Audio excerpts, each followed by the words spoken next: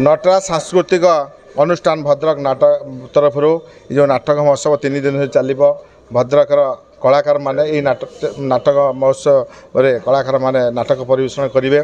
या द्वारा जो कलाकार माने अच्छी केमिति आम भद्रकर कलाकार माने ये जो एक टाउन हॉल टार स्टेज परफॉर्मेंस करेंगे एवं भद्रक दर्शक मान देखिए जो कला को आगू नापाई नटराज संस्थार जो प्रयास से मो हृदय धन्यवाद जनाऊँगी प्रेसिडेंट सेक्रेटरी भाइस प्रेसिडेंट समस्त कर्मकर्ता मानक एवं ता सहित ये 3 दिन धरी जो नाटक चलो ताको राज्य सरकार साहाय्य करछंती लाख टका देइछंती ये कार्यक्रम आगू बढ़ापी एवं आगामी दिन में जहाँ जो दरकार करा भद्रक विभिन्न ये जो सांस्कृतिक कार्यक्रम विभिन्न जगह एक आउटडोर ऑडिटोरियम आमर कांतकवि पार्क ठारे तैयारी होची एवं मनमोहन संगीत परिषद जो जगह सेठी एक कार्यक्रम एमएलए कराई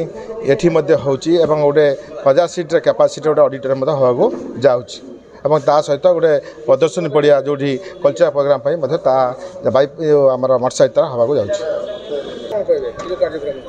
नटराज नाट्य संस्था बहु पुरातन नाट्य संस्था भद्रक तो द्वारा आज आयोजित होती जो नाटक महोत्सव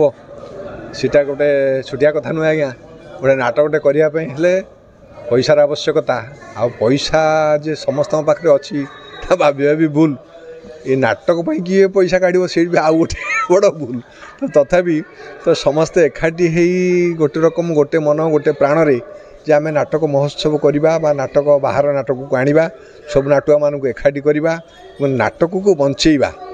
आम जो भद्रकर कला संस्कृति कहले नाटक थिला जमी मुगल तामसा तो ताकू धरिकी आम सेटा को आखि आगे रखी तो भद्रक सब बेले चाहे ये नाट्यभूमि बोली प्रचार हो जे भद्रक हूँ नाट्यभूमि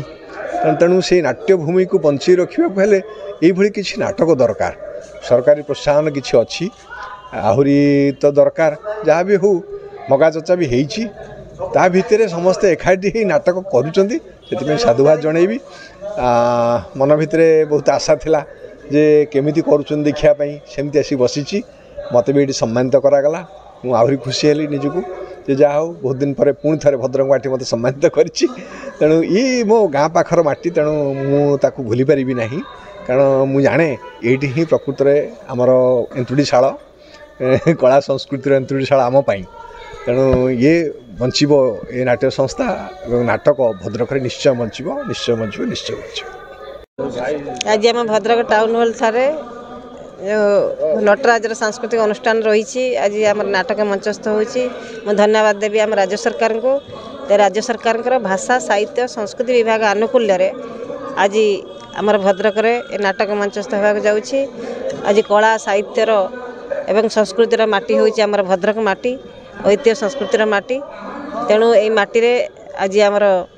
जो नाटक 2-3 दिन धरी ये अनुष्ठित हम समस्त भद्रकवासी मन अनुरोध समस्ते आम निज भाषा नाटक देखा आमर भाषा संस्कृति को आम सम्मान देवा एवं आमर ये भद्रक माटीर जे कृति संतान